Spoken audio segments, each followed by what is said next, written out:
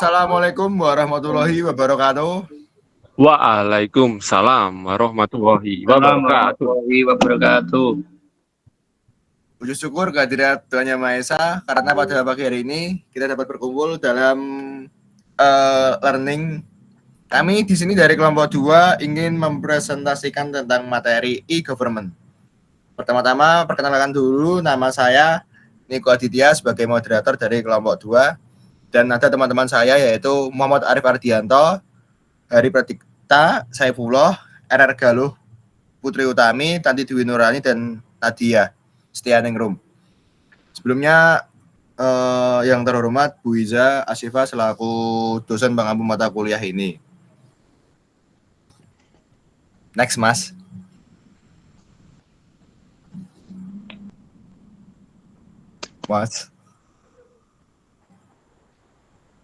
Yang pertama ada definisi e-government.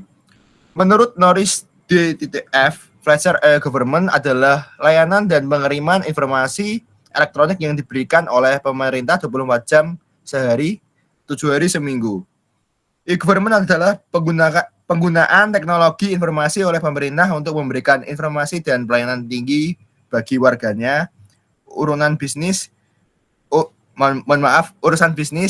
serta hal-hal lain yang berkenan dengan pemerintah. Selanjutnya akan disampaikan oleh teman saya.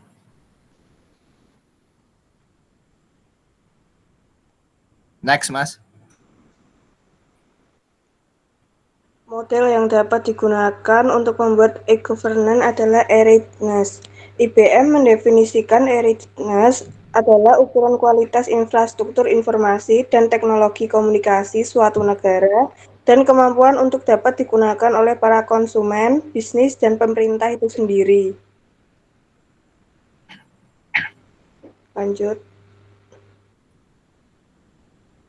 Menurut Coukry tahun 2003, e-readiness didefinisikan sebagai kemampuan untuk mengejar peluang penciptaan nilai yang difasilitasi dengan menggunakan internet, yaitu yang pertama, connectivity. Apakah jaringan sudah tersedia secara luas dan dengan harga terjangkau?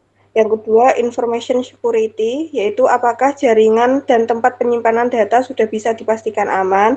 Dan yang ketiga, human capital, yaitu sumber daya manusianya sudah mampu mengaplikasikan e-governance. Selanjutnya akan dijelaskan oleh rekan saya.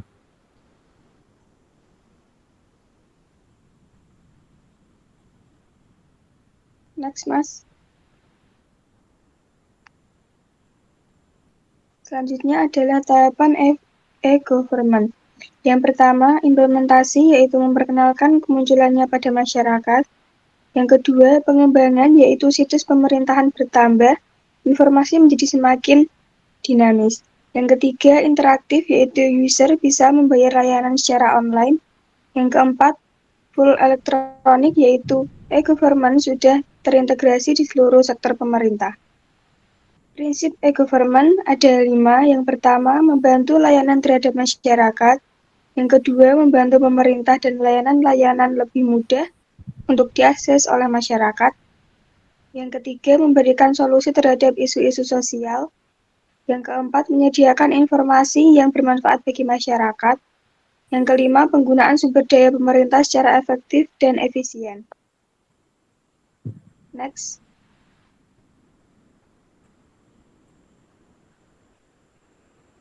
Tujuan implementasi e-government ada 3. Yang pertama, meningkatkan mutu layanan publik melalui pemanfaatan teknologi IT dalam proses penyelenggaraan pemerintah. Yang kedua, terbentuknya pemerintah yang bersih, transparan, dan mampu menjawab tuntutan perubahan secara efektif. Yang ketiga, perbaikan organisasi, sistem manajemen, dan proses kerja kepemerintahan. Sasaran pembangunan e-government ada 4. Yang pertama, pembentukan jaringan informasi dan transaksi pelayanan publik yang berkualitas dan terjangkau. Yang kedua, pembentukan hubungan interaktif dengan dua usaha untuk meningkatkan dan memperkuat kemampuan perekonomian menghadapi perubahan dan persaingan perdagangan internasional. Yang ketiga, pembentukan mekanisme komunikasi antar lembaga pemerintah serta penyediaan. Dan yang terakhir, pembentukan sistem manajemen dan proses kerja yang transparan dan efisien, serta memperlancar transaksi dan layanan antar lembaga pemerintah. Selanjutnya akan dilanjutkan oleh rekan saya.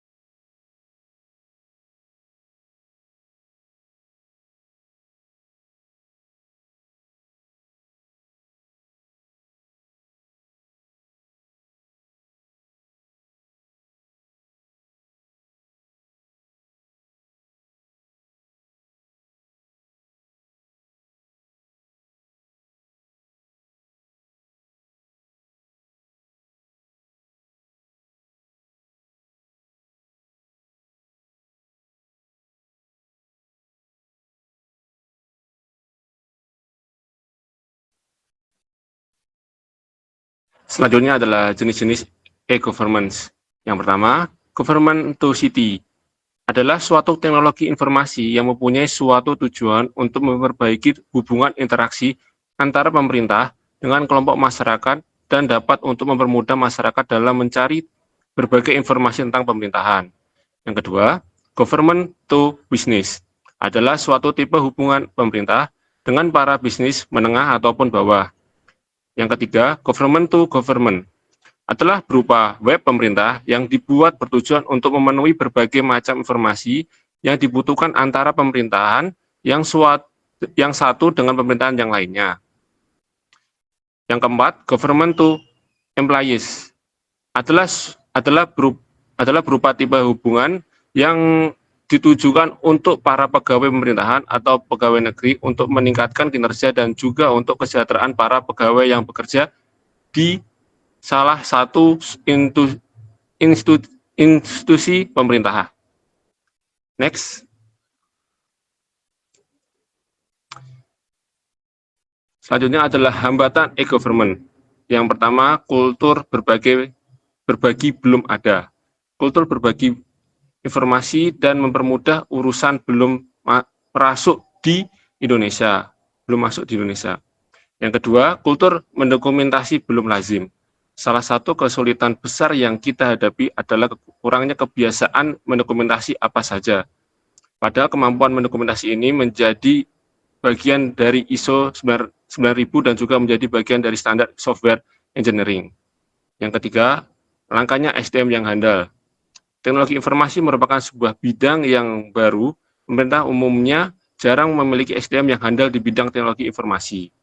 Yang keempat, infrastruktur yang belum memadai dan mahal. Infrastruktur telekomunikasi Indonesia memang masih belum tersebar secara merata. Di berbagai daerah di Indonesia masih belum tersedia saluran telepon atau bahkan aliran listrik. Yang terakhir, tempat akses yang terbatas. Sejalan dengan poin di atas, tempat akses informasi jumlahnya juga masih terbatas. Di beberapa tempat di luar negeri, pemerintah dan masyarakat bergotong royong untuk menciptakan akses poin yang terjangkau, misal di perpustakaan umum. Di Indonesia, hal ini dapat dilakukan di kantor pos, kantor pemerintahan, dan tempat-tempat umum lainnya. Selanjutnya akan dibacakan oleh rekan saya. Selanjutnya adalah strategi pengembangan e-government. Berdasarkan Inpres e-Government nomor 3 tahun 2003 tentang kebijakan dan strategi nasional pengembangan e-government terdapat 6. Yang pertama, strategi pertama adalah mengembangkan sistem pelayanan yang andal, terpercaya, serta terjangkau masyarakat luas. Sasarannya antara lain yaitu perluasan dan peningkatan kualitas jaringan komunikasi ke seluruh wilayah negara dengan tarif terjangkau. Strategi kedua adalah menata sistem dan proses kerja pemerintah dan pemerintah daerah otonom secara holistik. Dengan strategi ini, pemerintah ingin menata sistem manajemen dan prosedur kerja pemerintah agar dapat mengadopsi kemajuan teknologi informasi secara tepat. Yang ketiga, atau strategi ketiga adalah memanfaatkan teknologi informasi secara optimal. Sasaran yang ingin dicapai adalah standarisasi yang berkaitan dengan interoperabilitas pertukaran dan transaksi informasi antar portal pemerintah. Strategi keempat adalah meningkatkan peran serta dunia usaha dan mengembangkan industri telekomunikasi dan teknologi informasi. Sasaran yang ingin dicapai adalah adanya partisipasi dunia usaha dalam mempercepat pencapaian tujuan strategis e-government. Strategi kelima adalah mengembangkan kapasitas sumber daya manusia, baik pada pemerintah maupun pemerintah daerah otonom, disertai dengan meningkatkan literasi masyarakat. Strategi yang keenam atau yang terakhir adalah melaksanakan pengembangan secara sistematik melalui tahapan yang realistik dan terukur dalam pengembangan e-government. Dapat dilaksanakan dengan 4 tingkatan, yaitu persiapan, pematangan, pemantapan, dan pemanfaatan. Next. Selanjutnya, permasalahan e-government di Indonesia terdapat 7. Yang pertama, knowledge level, yaitu hanya beberapa pejabat pemerintahan yang mengerti apa itu e-government. Yang kedua, organization level, yaitu adanya sistem sentralisasi di pemerintah membuat tidak bisa mendelegasikan kekuasaan pengambilan keputusan.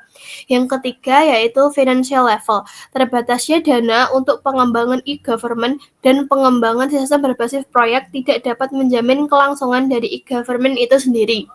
Yang keempat, yaitu legal level, yaitu infrastruktur hukum untuk mendukung e-government belum sepenuhnya diterapkan. Yang kelima, management level, yaitu proyek-proyek e-government biasanya tidak direncanakan dan dikelola dengan baik. Yang keenam, technical level, yaitu keterbatasan sarana, prasarana, dan akses terhadap e-government. Yang ketujuh atau yang terakhir yaitu culture level, yaitu masih ada hambatan kecepatan perkembangan antara teknologi informasi dan komunikasi. Selanjutnya adalah bidang e-government. Yang pertama adalah online service. Bagaimana pemerintah ini menjalankan fungsinya keluar baik itu masyarakat maupun kepada pelaku bisnis tentunya. Tetapi yang terpenting di sini adalah pemerintah menawarkan pelayanan yang lebih sederhana dan mudah kepada pihak yang terkait. Ini contohnya seperti pembayaran retribusi, pajak properti atau lisensi.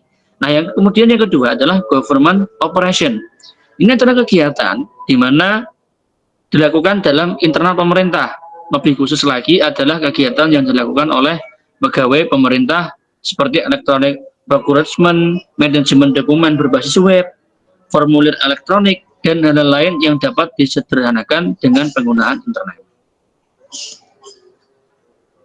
Kemudian, ini ada juga jenis-jenis proyek government.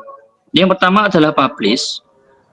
Publish ini adalah merupakan implementasi e-government yang termudah karena selain proyeksinya yang berskala kecil. Ini kebanyakan aplikasinya tidak perlu melibatkan sejumlah sumber daya yang besar dan beragam. Kemudian yang kedua, ini ada interact. Nah, interact ini terjadi komunikasi dua arah antara pemerintah dengan mereka yang berkepentingan. Jadi saling ada komunikasi terkait dengan pemerintah dan juga pihak-pihak yang berkepentingan. Kemudian yang ketiga ada transact, yaitu terjadi pada kelas ini terjadi antara interaksi dua arah seperti kelas interact, hanya saja terjadi sebuah transaksi yang berhubungan dengan perpindahan uang dari pihak satu ke pihak yang lainnya. Tidak gratis kalau simpelnya seperti itu. Jadi bedanya interact sama transact itu adalah kalau interact itu adanya interaksi tetapi tidak ada transaksinya. Nah, kalau yang transact ini adanya interaksi ditambah juga adanya transaksi di dalamnya. Baik, mungkin itu ya. Saya kembalikan ke moderator. Silakan. Oke, sekian presentasi dari kelompok kami. Apabila ada yang mau bertanya, silakan bertanya di forum diskusi. Nanti akan kita jawab dengan jawaban yang sebaik-baiknya. Terima kasih.